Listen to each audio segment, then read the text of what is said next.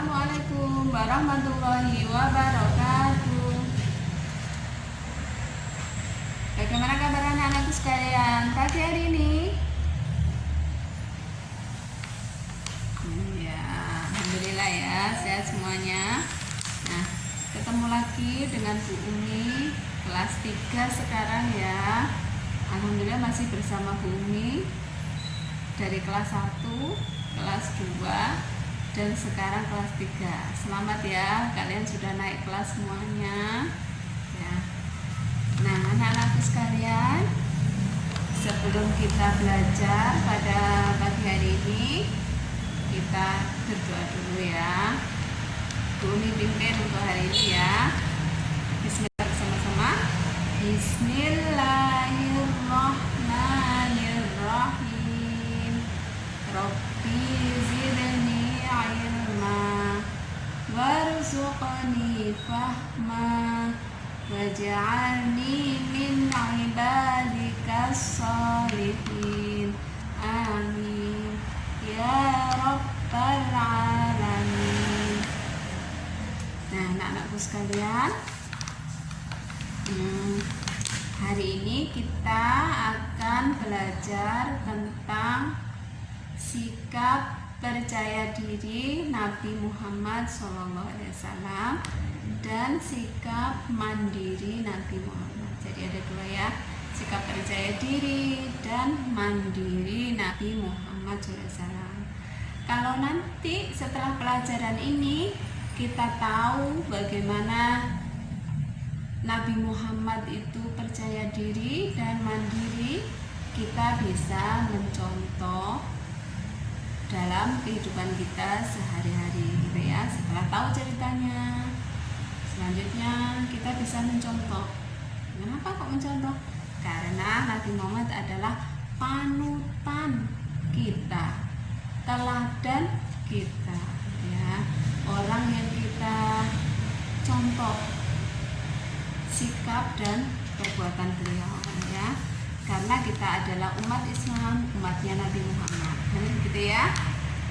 Nah, anak-anakku sekalian sudah dibaca buku paketnya? Sudah ya? Ada yang sudah, ada yang belum? Nah, yang untuk hari ini kita akan belajar yang pertama tentang sikap percaya diri Nabi Muhammad ya. Anak-anak, Nabi Muhammad itu diutus oleh Allah ke dunia untuk menyempurnakan akhlak ya. Akhlak itu adalah sama dengan budi pekerti gitu ya, atau tata krama gitu kalau bahasa Indonesianya ya. Jadi Nabi Muhammad itu diutus oleh Allah untuk berdakwah. Nah, Nabi Muhammad sendirian diutus oleh Allah waktu itu ya. Kalau kita ingat ceritanya Nabi Muhammad waktu itu ya mas ya, mbak-mbak semuanya kelas 3, Nabi Muhammad diutus kepada kaum namanya kaum jahiliyah. Gak ada yang kenal namanya Allah. Mereka pada menyembah patung semuanya. Sendirian Nabi Muhammad itu mendakwahkan atau mengajak orang untuk menyembah Allah. Sendirian, gak ada yang membantu waktu itu ya. Walaupun begitu, kira-kira menurut kamu itu tugas Nabi Muhammad itu berat apa ringan?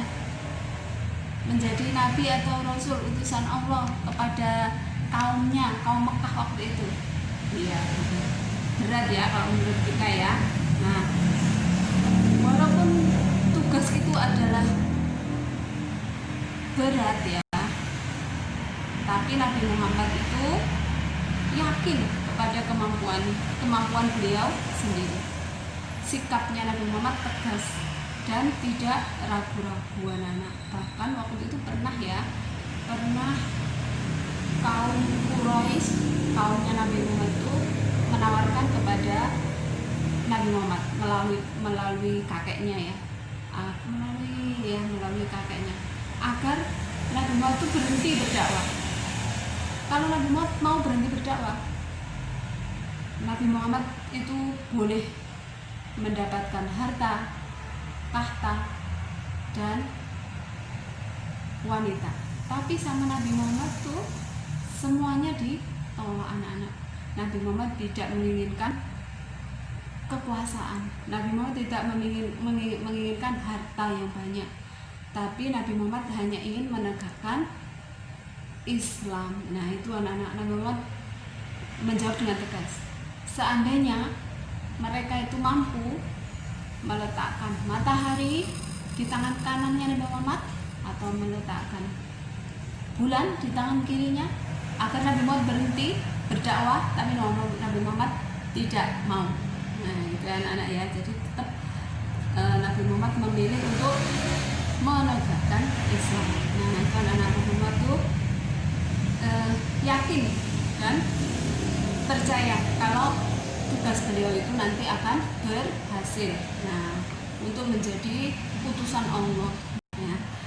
Terbukti anak-anak sampai Islam tersebar di sini di Indonesia. Nah, itu. Sekarang bagaimanakah cara kita agar dapat memiliki sikap percaya diri? Nah, di dalam buku kalian itu ada beberapa cara ya. Nah, nomor 1 caranya adalah, yang pertama adalah bertawakal kepada Allah. Tidak boleh kita itu kita menyerahkan keberhasilan pekerjaan kita itu kepada Allah. Dengan tawakal itu kita akan mengerjakannya dengan menjadi percaya diri. Ya, nomor 1 tawakal. Nomor 2, kita tidak ragu-ragu, ya, tidak ragu-ragu dengan apa yang kita lakukan. Bahwa kita itu mampu untuk mengerjakan. Nah, selanjutnya yang ketiga, jangan malu mengerjakan kebaikan. Biasanya kalau kita mau melakukan sesuatu kadang-kadang merasa ragu atau malu tanpa kita sadari, tahu-tahu waktunya yang tersedia habis gitu ya. Biasanya gitu ya, kalau misalnya ada ujian atau apa, kita ragu-ragu terus mikir kepanjangan mikir sehingga waktunya habis, malu, ragu. Nah, itu anak-anak yang tidak boleh. Kalau yang kita lakukan adalah baik, maka itu kita harus yakin. Nah, gitu ya. Nah, selanjutnya anak-anak kita akan belajar sikap mandiri ya. Sikap mandiri Nabi Muhammad ini sudah ditunjukkan oleh beliau sejak beliau kecil. Masih ingat ceritanya ya, Nabi Muhammad tuh dalam keadaan yatim, nggak punya ayah, tapi beliau mampu mandiri ya, mampu mandiri sejak kecil. Sejak kecil sudah membantu mengembala kambing. Waktu beliau ikut ibu susuannya, Ibu Halimah, sudah mengembala kambing. Nah, sudah mandiri. Nah, setelah itu waktu remaja beliau mengikuti pamannya yang namanya Abu Thalib, mengikuti pamannya untuk berdagang. Sudah mandiri, sudah bisa berdagang, sudah bisa jual beli.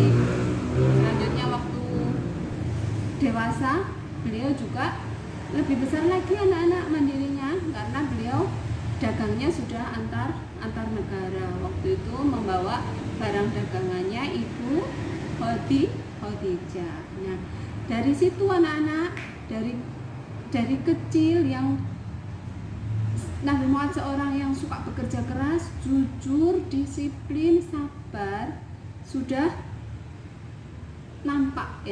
tampak pada diri Nabi Muhammad. Beliau itu anak yang mandiri. Nah, seperti kamu ya. Mudah-mudahan anak kelas 3 semuanya menjadi anak-anak yang mandiri.